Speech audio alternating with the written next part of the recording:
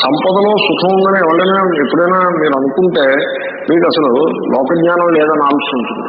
అర్థం అనర్థం భావయ నిత్యం నాస్తి తత సుఖలేశ సత్యం. శంకర భగవత్పాదులు వెర్రివాడు అనుకుంటున్నారా? వెర్రివాడు ఏం కాదు, గుండెలు తీసిన బొంకు. కాబట్టి అనిత్యమ సుఖం. ఇక రాగద్వేషాలు, మనిషికి మనస్సుకు విశ్రాంతి అంటే ఏమిటో లేకుండా రాగద్వేషాలు. చిన్నప్పుడు గోటికాయల మీద బచ్చాల మీద రాగద్వేషాలు. కొంచెం వయస్సు వచ్చిన తర్వాత యూనివర్సిటీలో న్యూ సెట్ ఆఫ్ రాగద్వేషాలు, ఏదో డ్రెస్సుల మీద, వాటి మీద, వీటి మీద, ఫ్యాషన్ల మీద, బూట్లు తొడుక్కునే, కాలుకి తొడుక్కునే బూట్ల మీద రాగద్వేషాలు, హెయిర్ స్టైల్ మీద రాగద్వేషాలు, వివాహం అయిన తర్వాత భార్యతోటి రాగద్వేషాలు, కాన్ఫ్లిక్ట్, నైబర్ తోటి కాన్ఫ్లిక్ట్, ఆఫీస్లో ఈ రాగద్వేషాలు చెప్పాను. పెద్ద వయస్సు వచ్చిన తర్వాత రాగద్వేషాలు, ఆఖరికి ఈ రాగద్వేషాలను దేవుడికి కూడా పెడతాడు. ఎలాగంటే మాకు వెంకటేశ్వర స్వామి మీద భక్తి ఎక్కువ అండి, శివుడి మీద అంత భక్తి తక్కువ అండి అంటారు. అక్కడ కూడా రాగద్వేషం. వెంకటేశ్వర స్వామి అంటే రాగం, శివుడు అంటే ద్వేషం, ద్వేషం అంటే సంథింగ్ లైక్ దాట్. అక్కడ కూడా ఓ డజన్ దేవతలను పెట్టుకుంటాడు. దాంట్లో వీటికి నచ్చిన దేవతలు 2 or 3 or 4 ఉంటారు, మిగిలిన దేవతలందరూ కూడా నచ్చని దేవతలు. రాగద్వేషపూర్ణమైన హృదయంతో వీడి దేవుడి దగ్గరికి వెళ్తే అక్కడ కూడా రాగద్వేషాలే వీడికి గోచరిస్తాయి తప్ప రాగద్వేషాలకు అతీతమైన సత్యతత్వం గోచరిస్తుందా ఏమన్నా?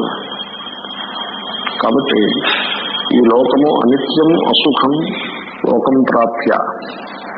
ఈ వాక్యాలని జనాలు, మామూలు సామాన్య జనులు వినడానికి ఇష్టపడరు. ఇప్పుడు నేను చెప్తున్న వాక్యాలు భగవాన్, ఇదొకటి ఎప్పటికీ నాకు ఆశ్చర్యమే. బుద్ధ భగవానుడు తపస్సు చేశాడు బోధి వృక్షం కింద.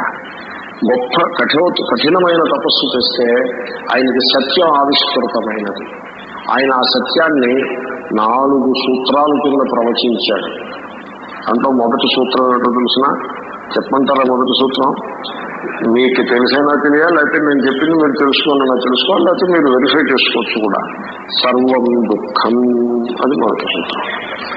ఈ విషయం తెలియడానికి ఆయన అంత పెద్ద కఠినమైన తపస్సు చేశారు. ఎందుకంటే తెలియదు జనాలకి. జనం ఏమనుకుంటారంటే ఇది సుఖము, ఇది దుఃఖము కదా. సర్వం దుఃఖం అంటాడేమిటి? ఆకలి వేస్తే దుఃఖము, కడుపు నిండా భోంచేస్తే సుఖం కదా, సర్వం దుఃఖం ఎలా అవుతుంది అని అంటాడు. కానీ కొంచెం మీరు జాగ్రత్తగా ఆలోచిస్తే ఆకలి దుఃఖము, కడుపు నిండా భోంచేయడం కూడా దుఃఖమే. దీన్ని పతంజలి మహర్షి ఆయన ఏమన్నాడంటే పరిణామ పాప సంస్కారై సర్వం దుఃఖం వివేకిన అన్నాడు. అంటే సరిగ్గా బుద్ధుడు అన్నమాట ఆయన అన్నాడు. పతంజలి సూత్రాలు బుద్ధుని యొక్క బోధలు చాలా సిమిలర్గా ఉంటాయి.